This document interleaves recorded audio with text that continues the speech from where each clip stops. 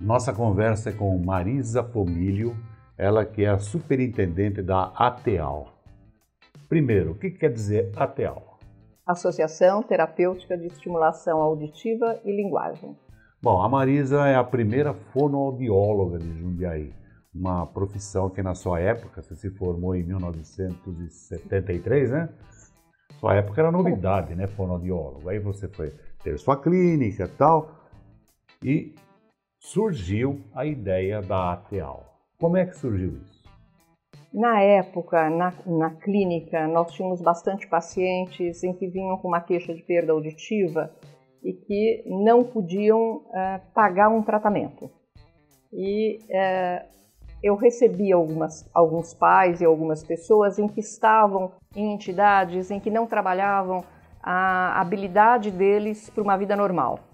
E o deficiente auditivo tem uma deficiência sensorial. E ele está pronto para a vida se você trabalhar todas as áreas sensoriais. E aí eu me reuni com esses pais, na época eram 11 pais, e nós resolvemos fundar a ATEAL. E a ATEAL foi fundada em? 1982. 12 de maio, é isso? 12 de maio. E junto com a ATEAL você fundou também a Marati. Na mesma ocasião e também pelos mesmos motivos. Na Marati nós tínhamos 7 pais, em que tinham assim, dificuldades em arcar com o tratamento também, e aí nós pensamos assim, se a gente funda uma entidade, a gente avança na proposta da patologia e avança na busca de recursos sociais para manter essas pessoas que não podem arcar com o tratamento. Bom, agora nós vamos fazer uma pausa na ATEAL. A ATEAL agora fica em stand-by. Existe surdo-mudo? Não. A questão da mudez, ela foi instituída pela sociedade mesmo de forma a deixar o deficiente auditivo de lado, que ele cuidasse e ele tentasse conversar com as pessoas ou com o seu grupo. Então a mudez, ela é como se fosse um rótulo para que a sociedade o deixasse mais de lado. O mudo só existe se eu tirar a minha laringe ou se eu tirar a laringe de uma pessoa, aí ela se torna muda. Mas o deficiente auditivo sempre tem resto auditivo e sempre existe várias áreas sensoriais que você pode estimular junto com a audição. Então a parte óssea, a parte de propriocepção, a parte de sensibilidade, tudo isso te dá ganho auditivo para você melhorar a qualidade da audição. Quer dizer que não existe surdo 100%, sempre tem um restinho de audição lá. Sempre tem um resto auditivo que você pode amplificar. Ou seja, com aparelhos. E agora com o implante coclear. Existem 2 formas de você reabilitar o surdo atualmente. Você pode, assim que faz um diagnóstico, e hoje o diagnóstico é bastante precoce, em Jundiaí nós fazemos no HU, o bebê nasce a partir da primeira semana, todo o bebê que nasce no HU é testado, a gente chama teste da orelhinha. Se tem um diagnóstico de perda auditiva, ele já é encaminhado para a ATEAL. Na ATEAL ele vai fazer uma avaliação complementar. Se necessário o aparelho auditivo, ele vai colocar o aparelho auditivo, a família já vai ser orientada. E se ele tiver um protocolo para implante coclear, ele vai ser encaminhado para um dos centros de implantes que a gente tem. A gente tem algumas faculdades em que a gente tem uma gestão de encaminhamento. Então, ou ele vai para a USP, ou vai para a Unicamp, ou vai para a Escola Paulista, ele vai ser operado, vai ser colocado implante e aí inicia o processo de reabilitação depois do implante. Depois de ativado o implante coclear. Basicamente, uma forma simples, esse implante trata-se do quê? Ele é um eletrodo colocado dentro da cóclea e que ele vai estimular diretamente as conexões cerebrais auditivas. Os neurônios. Os neurônios auditivos. Agora, voltamos para a ATEAL.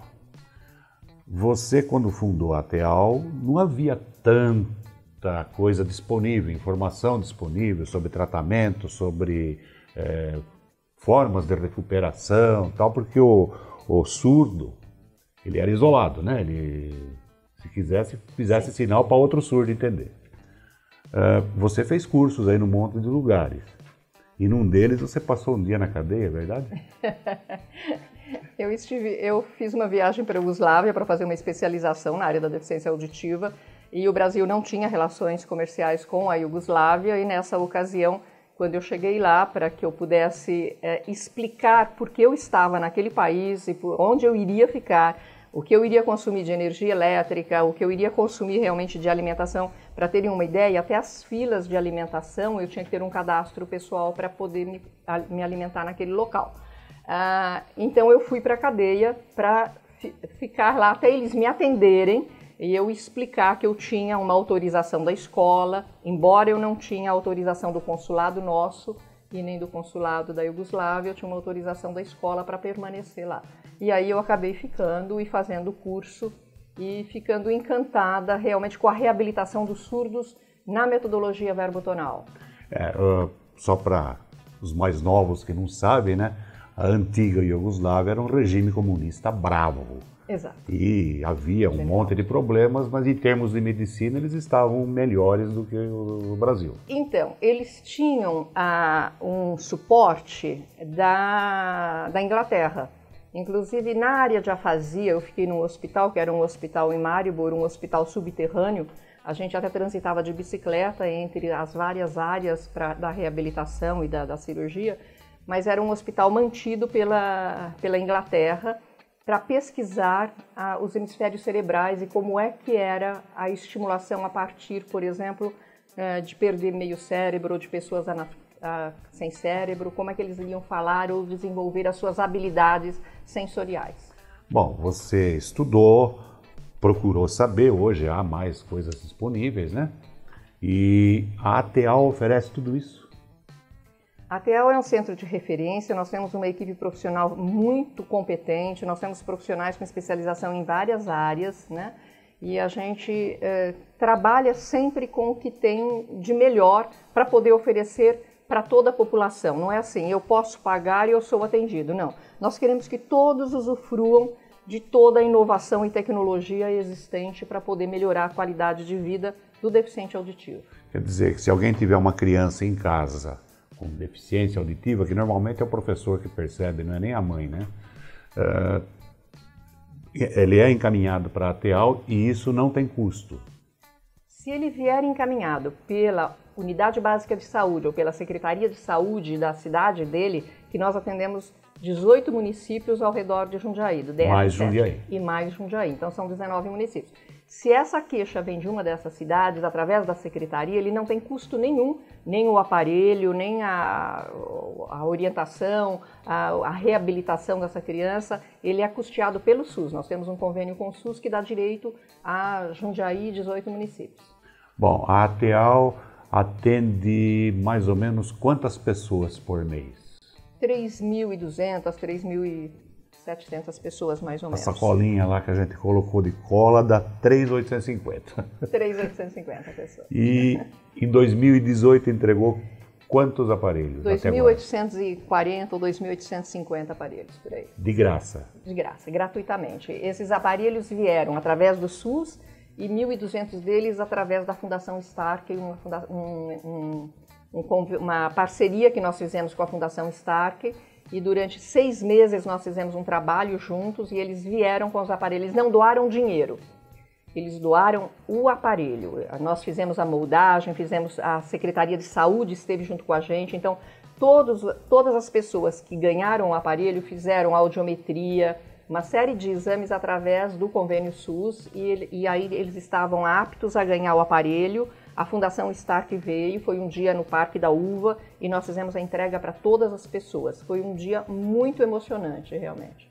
Bom, e tem uma fila de espera também, né? Nós temos uma fila de espera de mais de 3.000 pessoas, são 3.468 para esses 18 municípios. Em Jundiaí, a fila de espera chega mais ou menos a 900, 1.000 pessoas, mais ou menos. Bom, nós que somos mais, não vou falar mais velhos, né, mas mais antigos ou mais experientes, a gente sempre teve um cuidado assim de não embarcar em certos modismos, né? Um deles é aquele fone de ouvido enterrado no ouvido, ouvindo música num volume maior. Isso colabora com surdez? Colabora e é uma das nossas maiores preocupações. A ATEAL tem uma preocupação muito grande com o futuro da audição de um modo geral, tanto que nós fundamos um centro de pesquisa e que no nosso futuro é trabalhar em cima desse centro de pesquisa na construção do centro de pesquisa, porque internamente a equipe já faz bastante pesquisa. Mas o fone, ele traz uma perda de audição. Se você usar o fone com uma frequência muito grande, você vai ter uma perda de audição de 5 decibéis. Você precisa de a cada 2 horas tirar esse fone de ouvido. Esse fone de ouvido tem que estar numa intensidade de 60 a 65 decibéis, mais ou menos, para estar ouvindo. Tem que ser confortável. O fone de ouvido tem que ser para você e não para quem está do lado. Então, se ele está um pouco alto, se as pessoas reclamam, chame a atenção, tenha consciência de que você está se prejudicando.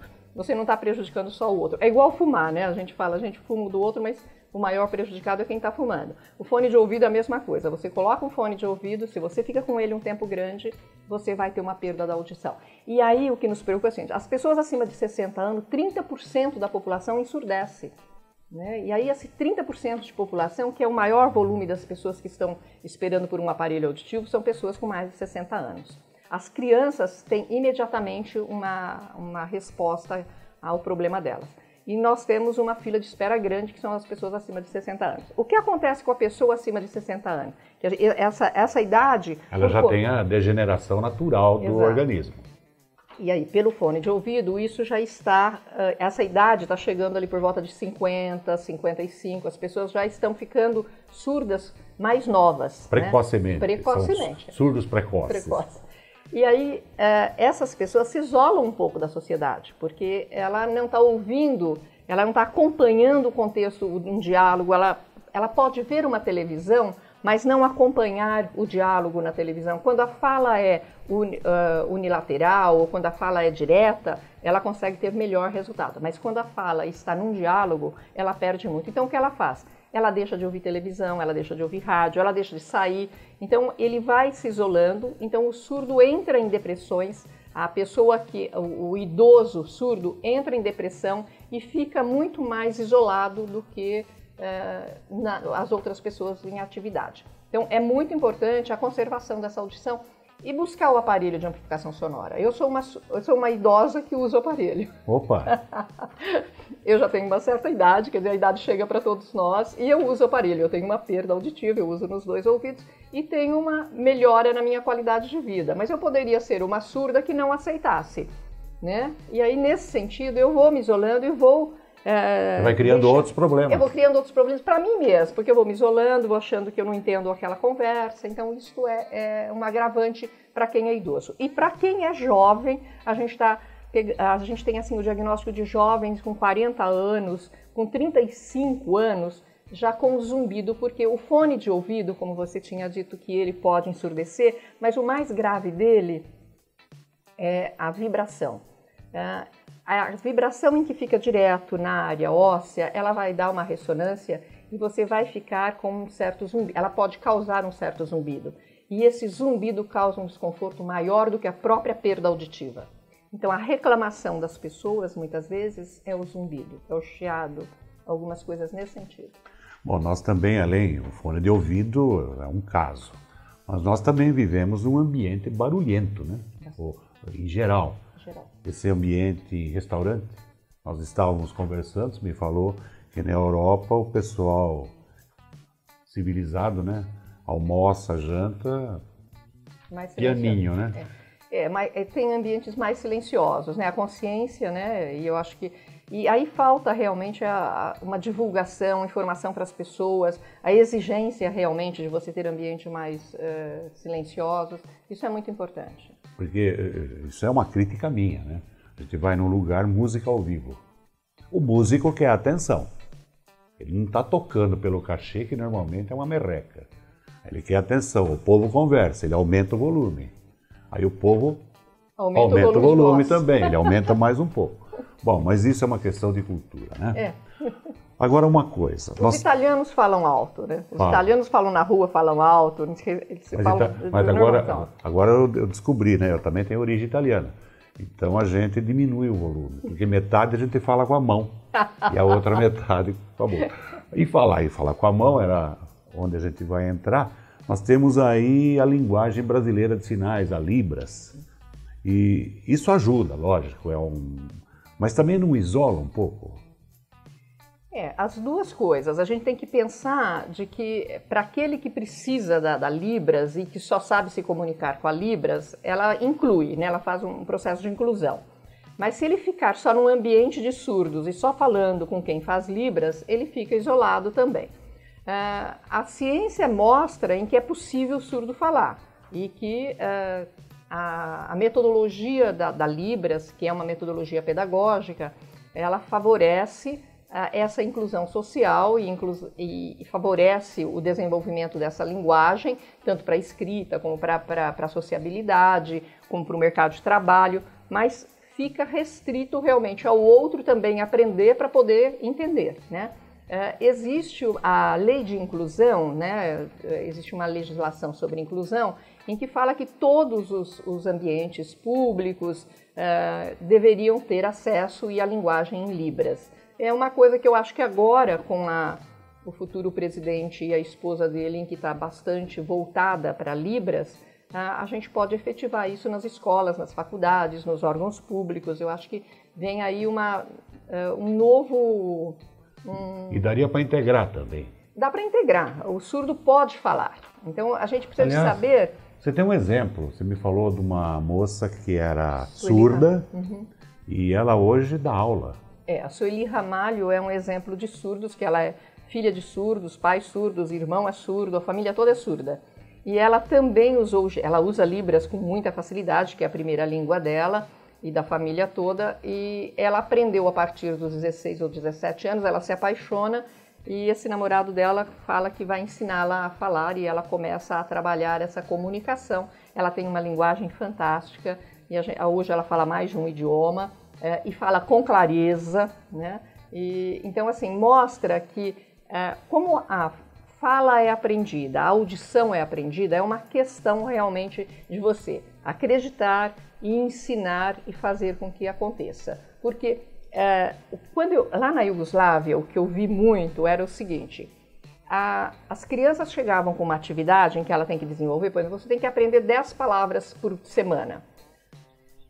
Uma tarefa dada é uma tarefa executada, porque lá tinha uma multa se essa criança não vem sabendo o que tinha que ser aprendido. Uma multa porque as famílias recebiam, para reabilitar as crianças, recebiam um valor a mais naquela salário em que eles tinham, o governo pagava.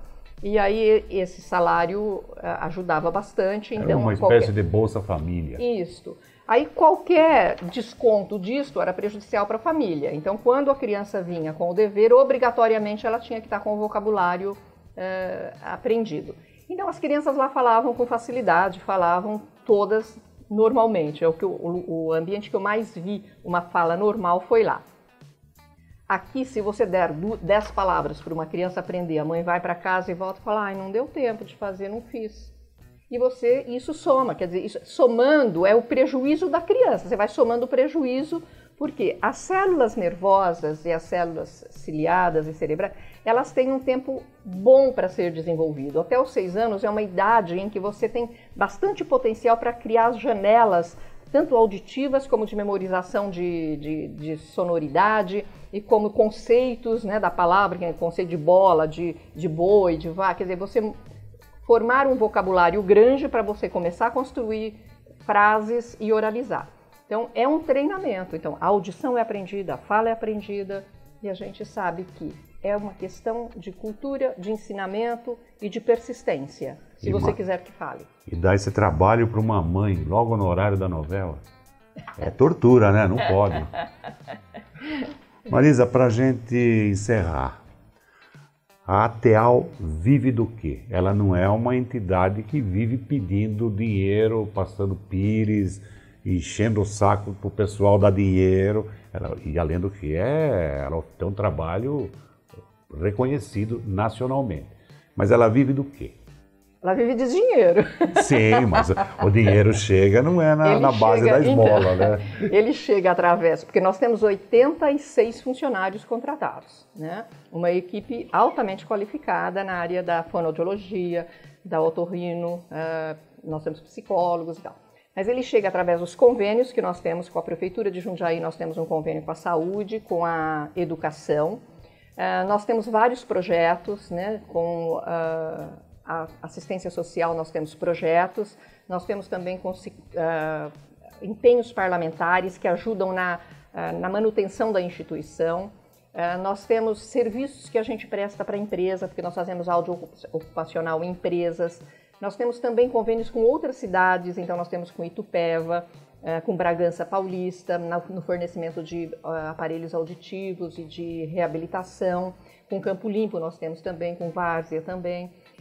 E nas empresas a gente faz áudio ocupacional e também participa da seleção de empregabilidade na lei de cotas para deficientes auditivos. Nós temos cursos de Libras, vários cursos de Libras durante o ano todo que a gente também dá. A gente dá supervisão. Então a gente tem uma série de serviços que a gente presta, mesmo na área da fonoaudiologia. A gente também vende aparelho auditivo na TEAL. Então nós temos as marcas de aparelhos auditivos, a gente faz audiometria também particular, tem um atendimento particular grande, tem um atendimento de psicologia, de fonoaudiologia particular. Então tem uma série de serviços. Vocês prestam uma série de serviços. Isso. E isso daí reverte em renda. Isso. Toda essa renda é revertida para a finalidade social da instituição. Então, e nós temos aí uma diretoria que é voluntária, né, que ela se renova a cada 3 anos. São pessoas da sociedade civil, empresários, professores, engenheiros, arquitetos, fazem parte dessa diretoria. E uma vez por mês a gente está conversando sobre todo o trabalho que a gente executa. Nós temos um planejamento para 2019, já um planejamento financeiro, um planejamento de execução mesmo de áreas de trabalho, na área da reabilitação, da audição e da psicologia, da fonoaudiologia também. Então são vários serviços que a gente presta e a soma a entrada disso. Mas esse recurso só não é suficiente. Então nós, todo ano, a gente tem uma ação entre amigos, onde as pessoas contribuem com R$20 e concorrem a um carro. Então, quem puder ajudar, é uma contribuição. Todo ano a gente faz. Os contribuintes. Tem o Bazar, né, que também acontece. Né, o AT Bazar é um evento grandioso no Parque da Uva. A gente tem a corrida, que acontece também no mês de setembro, Setembro Azul. Todo ano acontece. Nós temos várias ações que a gente faz pequenas com a participação da sociedade para poder... e tem a Nota Fiscal Paulista, que seria um grande investimento se todo mundo soubesse o quanto importante é você cadastrar os seus na Nota Fiscal Paulista, escolher a entidade e você concorre a R$1 milhão. Opa! Isso é muito bom. Bom, eu falei que era para encerrar, mas sempre tem mais uma, né? Como o pessoal... Se alguém quiser conhecer a TEAL, eu quero conhecer a TEAL, me interessei, tô ficando velhinho, logo vou estar surdo, quero conhecer a TEAL, como é que eu faço? Posso ir lá? Pode. Fica onde? A TEAL fica na Antônio Frederico Ozanam, 6561, em frente ali da Praça das Noivas, do Chafariz, né? E tem um parque adaptado, muito bonito também, que quem quiser levar as crianças para brincar nesse parque adaptado, que é um projeto do Rotary. Nós temos vários projetos com o Rotary Club, isso é muito importante também que se fala. O Rotary Club é um grande parceiro da entidade. E pode agendar também, pode mandar um e-mail, ateal@ateal.org.br, ou passar lá e falar, eu gostaria de agendar uma consulta, uma visita. Porque a visita é sempre bom agendar, porque você conhece a instituição como um todo. Porque às vezes você só passando e fala, eu queria conhecer, às vezes você não tem uma pessoa disponível para estar andando e explicando. Fica na base do improviso. Isso, é. Uhum. Ok. Essa foi a Marisa Pomilio, que é a superintendente da ATEAL em Jundiaí. Você está assistindo Novo Dia TV.